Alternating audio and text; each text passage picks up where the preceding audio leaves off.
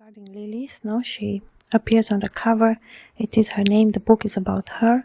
At the same time, I did write it in a poetic form, in a hymn form, so it has even an extra special quality, no, to it. That it is, for me, at least, very beautiful, and it changes, of course, the text in the grimoire. It gives a different shape. That's the element of the grimoire as well. And going back to Lilith, there are many beautiful elements of Lilith, and in the other recording we have spoken about a few, or the main ones, the important ones. And then, of course, one can still go further on, no, in the analysis of those elements, or something that it is regarding Lilith as well, so other symbols or some other ideas. So, there is always no, one can get to the truth closer, one can move further on, no? One can still discover some other new aspects of Lilith as well, why not? So, the element of Lilith, there is always a certain type of introduction when it comes to her, you know. She is a very important character that has an important role, or my book is about her as she is, the true Lilith. Now that's the closest I could get to that element of the beauty that I saw in Lilith, and those elements that I love about her. So it is, of course, my book in a way a hymn to her. It is a hymn to Lilith. That's how I want to present my book first and foremost. That's what the honor I want to give myself as well, and of course Lilith. So I think the grimoire is quite interesting, especially speaking about Lilith and the different interesting points that Lilith carries. She has these important points or important specifics, no? And as I've said, there is always a little bit element of the hidden. There is always the element of the hidden. There's always a question mark. There's, we have the element of the cave, where it's something that we don't see inside, but the cave appears in many paintings. There's very much, as I've said, elements of Lilith, or specific flowers, especially white flowers, which have this prolongated form, and the petals twist in a spiral in the form. It's very beautiful. That's very much Lilith, the element of like the white ivory, or the lily water flower, stuff like that, which has this white, sometimes creamy or little yellow, and very green, luscious tulipins, no? Very good, very fine, very beautiful flowers. They represent symmetry, harmonia. The harmony is perfect. It's so beautiful. It's so green, so full of water. So the petals are very strong, very beautiful, very luscious, very soft. And that twist, that spiral too, it's important as well, no? This is to say, perfect flower. Flowers in general are perfect. They're very beautiful. But this is the flower of Lilith, the water lily. That came from her name to Lilith, no? And in the paintings she appears too with different instruments, the Raphaelites have painted her very beautifully. With different elements in the garden, nature, flowers, all kinds of flowers, and different instruments of studying or of learning, or something very beautiful, or just simply Lilith, sometimes brushing her hair. Now is that element of Lilith being in the center of the painting, and then all these beautiful elements around her. Those are very beautiful paintings, and Lilith has this beautiful, like a Raphaelite, like Raphael, the perfection of the face, that harmony, with that long, luscious, beautiful copper red hair, and then this white skin, and then the beautiful elements, and she carries these beautiful robes. It's almost like her color is the color green. So that's the element of that very strong part of the green of the painting, especially around her, and then it goes into the colors. It goes into the pinks or whites or yellow. It goes to the flowers, or it can go to very red, passionate reds or blue, very strong, very beautiful colors. It's like the sun shines upon her. There's the element of that beautiful light that she carries, that pale skin of that moonlight, that ivory pale pearly skin, which is very much connected to the element of the moon, the beautiful moon, the perfect woman, the first woman God made. It is that element of the perfection. And of course, those beautiful paintings have been made with such a great honor, such a big prestige. You know, they are very famous. And they are very, very beautiful as well. And they create very nice, soft nuance around the elements of Lilith. And that contrast, no, it's beauty that nature brings to Lilith, this element of love around her. And then Lilith in her beauty, in her splendor, in her room or in her, one can see the things that Lilith like, what she likes around her, no? And there is the story, of course, of the book. Lilith is connected to other books as well.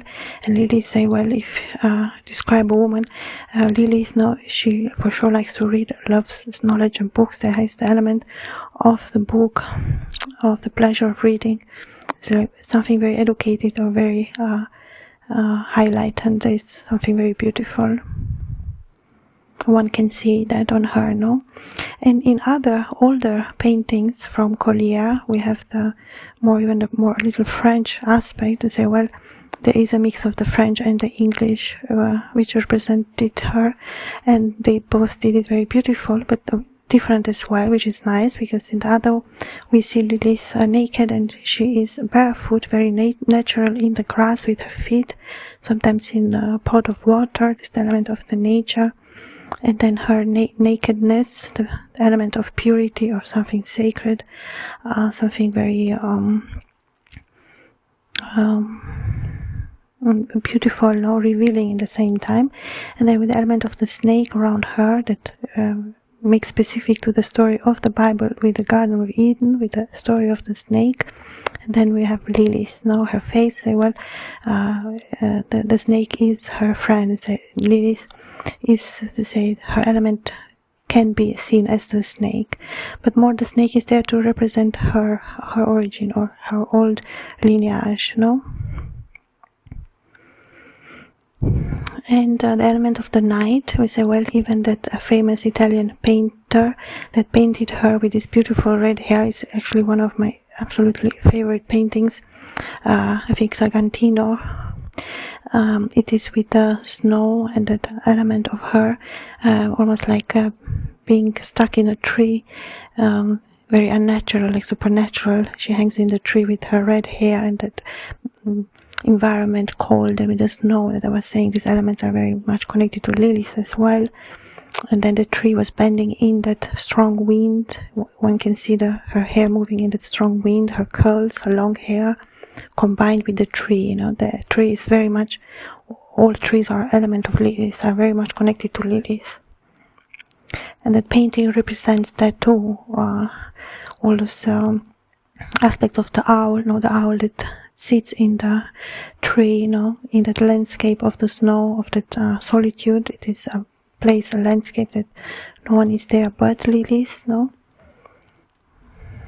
And I think, I don't know how the painting is called, but I think it has something to do with La Striega, the witch or something like that. I don't know exactly how it's titled, but it does give that feeling, or because it's the red hair and, you know, she seems there like doing something supernatural, or but they say, well, it's just a symbol that the tree is part of Lilith. Lilith is the tree as well. It represents too the tree from the Garden of Eden. It is a very old symbol as well. Say, you think one name is just now you hear it, but that name is a very old name, or maybe one of the oldest names, no? So of course Lilith does carry a lot of power, but say it is a very specific part of her lineage as well. But it is connected to the water as well, with the element of the pearl, of that element of beauty, of that, you know, river or a sea, or the element of water as well. So while she lays with her feet bare in the water, it's very much Lilith.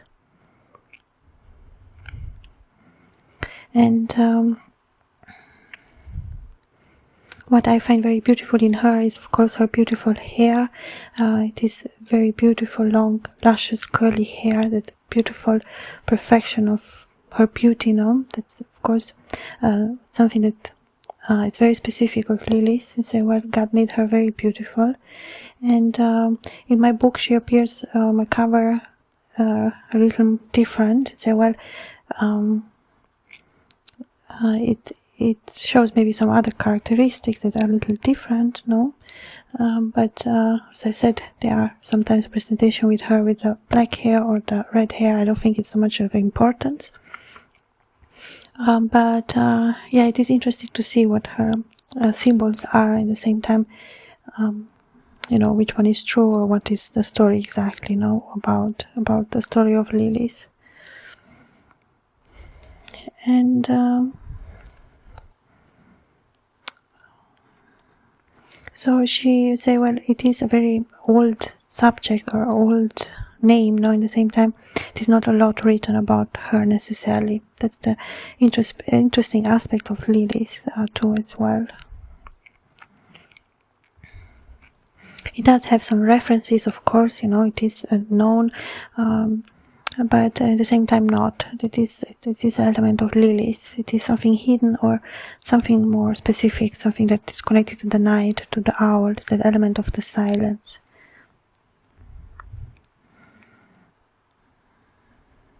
Or that golden hour or the golden light, again, it's another symbol of Lilith. So, well, there are, of course, many different things, especially in nature, that are very much Lilith. Like little flowers, the design, that beautiful aspect of nature. There's always like a special moment, or birds moving, you know, she's very much connected to the birds as well. You know, she has her own creative mind as well. Lilith is, so if I was to imagine her as a woman, very tuning in with nature, very creative and very like in harmony with nature and harmony with herself, that enjoyment of the nature, those beautiful aspects that one can take from nature and enjoy, no? So, well, that element that is sacred as well, that Lilith knows, you know, this element, there is a deep part of Lilith that one meets the eye. At the same time, she shows herself in this very natural, loving, inviting way of like pure love, that softness, that element of the moon, almost hidden, no? Is that element of the owl as well. Owls represent wisdom or something wise. So, well, the old owl, no? She knows best. Like the old owl knows. It is something that the owl knows. It is like a secret, or that element too, of course. Which colors I could like describe? You say, well, I see more like white and yellow. There is the element of the light always around her. Lilith has that these two colors very much. At the same time, of course, red or blues or green. There's the element of that beautiful ambience, and the element of the birds as well. The elements of the moon, of the star is very much Lilith as well.